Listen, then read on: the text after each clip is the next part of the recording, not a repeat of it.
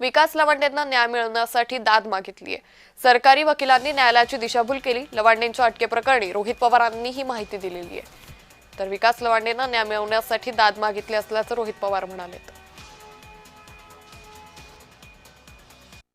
सहसा ताब्यात घेण्याच्या आधी अरेस्ट वॉरंट हे द्यावं लागतं, व्हॉट्सअपवर पाठवावं लागतं, नाही तर व्यक्तिगत जाऊन घरी चिटकवावं लागतं, नाही तर हातात द्यावं लागतं। तसं कुठेही काही झालं नव्हतं।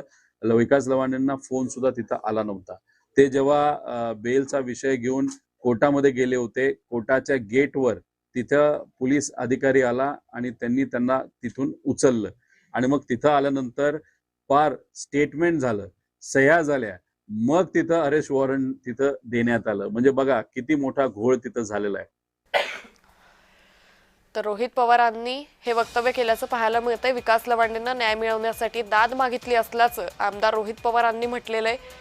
तर विकास लवांडेंना न्याय मिळवण्यासाठी दाद मागितली आहे। सरकारी वकिलांनी न्यायालयाची दिशाभूल केल्याचंही आमदार रोहित पवार म्हणाले।